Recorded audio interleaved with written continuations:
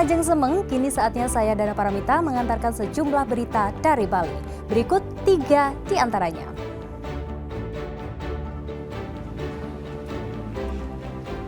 Satres Narkoba Polresta Denpasar dalam 1 bulan terakhir meringkus 23 orang yang terseret kasus narkoba.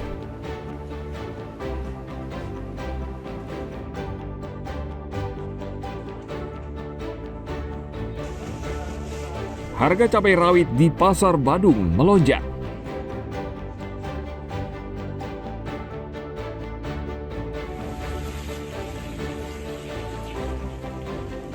Prakirawan BMKG wilayah 3 Denpasar memperkirakan dalam sepekan ke depan, Bali Tengah dan Selatan akan diguyur hujan ringan.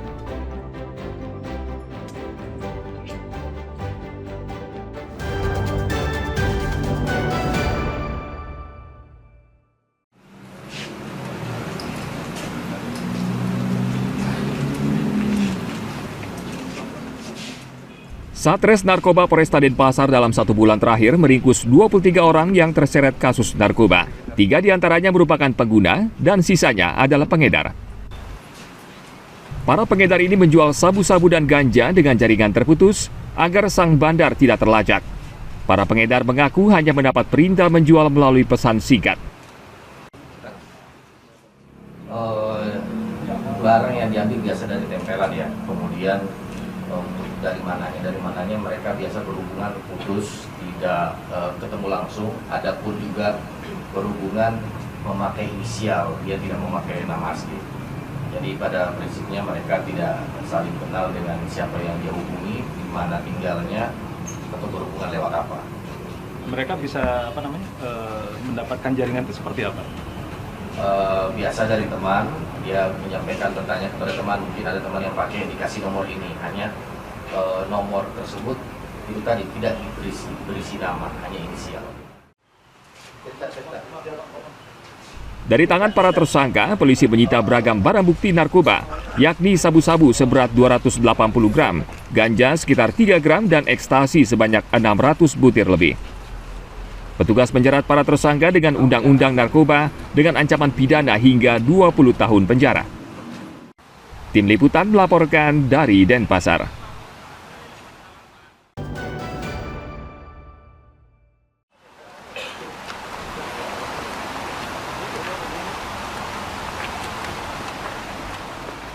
Satreskrim Polres Badung melumpuhkan seorang tersangka pencuri sepeda motor karena mencoba kabur saat akan ditangkap. Sebutir peluru bersarang di kakinya sehingga tersangka sulit berjalan. Tersangka ditangkap di kawasan Abian Base Badung. Namun ia berusaha melarikan diri sehingga polisi mengambil langkah tegas. Sebelumnya ia mencuri sepeda motor di kawasan Munduk Sading Lukluk Badung. Pemilik motor saat itu sedang bekerja di sawah. Namun saat akan pulang sepeda motornya sudah raib. Terungkap tersangka ternyata sudah 4 kali mencuri sepeda motor di sejumlah lokasi. Uangnya dipakai untuk makan dan kebutuhan sehari-hari.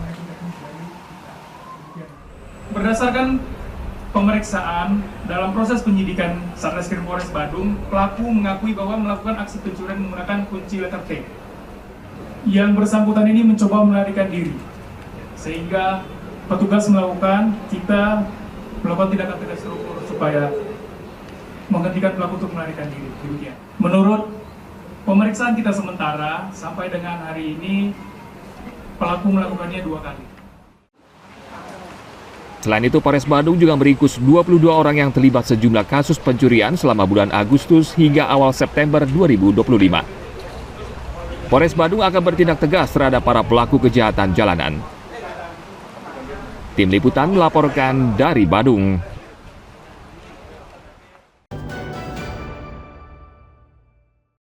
Segera ya, dia segera.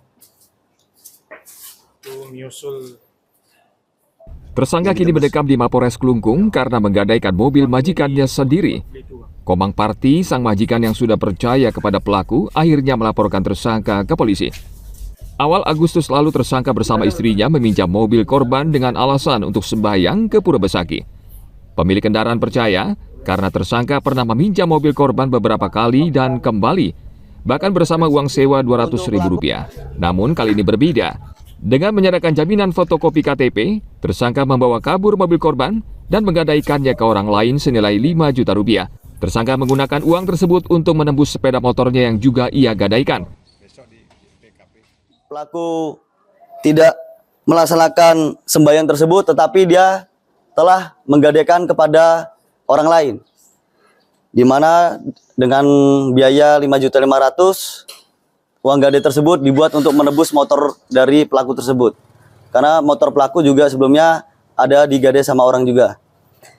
Setelah itu, kenapa penerima gadai mau? Karena pelaku tersebut dia menunjukkan bahwasanya dia memiliki BPKB dan ada fotonya, sehingga dari penerima gadai tersebut percaya dan akhirnya meminjamkan, karena disitulah dia bilang untuk keperluan dari keluarganya ada yang sakit. Tersangka kini mendekam di Mapores Klungkung karena menggadaikan mobil majikan. Tim Liputan melaporkan dari Klungkung.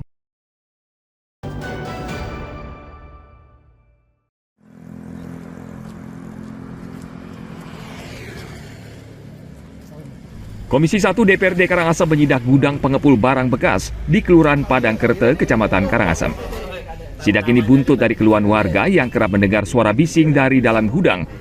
Dari hasil sidak ternyata gudang rongsokan tersebut memiliki izin dan tidak terdengar suara bising saat mesin pres beroperasi. Anggota Dewan juga mengecek seluruh ruangan untuk memastikan kebenaran laporan warga. Anggota Dewan kemudian meminta pengelola menghidupkan mesin pres kardus bekas, lalu mendatangi rumah warga untuk mendengar langsung suara mesin. Hasilnya sama, tidak ada suara yang bising.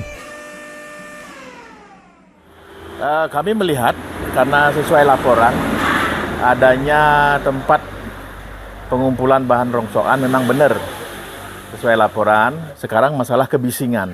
Jadi kami juga cek tadi mesin pres ya, ini pemiliknya langsung dengan Pak Wire. Tidak begitu keras, tetapi kami buktikan nanti dengan kondisi itu hidup nanti. Kita dengarkan dari tempat pelapor, tempat Napi Hosani yang tempat istirahat di sana, orang tua di sana. Apa kedengaran keras tidak itu. Dan ini juga kita sudah dijelaskan oleh pengelola dan pemilik ini bahwa tim dari kabupaten sudah turun kemarin permasalahan perizinan dan yang lain-lain. Anggota Komisi 1 DPRD Karangasem menilai aktivitas pengepul barang bekas tidak ada masalah dan suara kebisingan masih wajar. Meskipun demikian, anggota Dewan meminta agar pengelola gudang pengepul barang bekas tidak beraktivitas pada malam hari. Tim Liputan melaporkan dari Karangasem.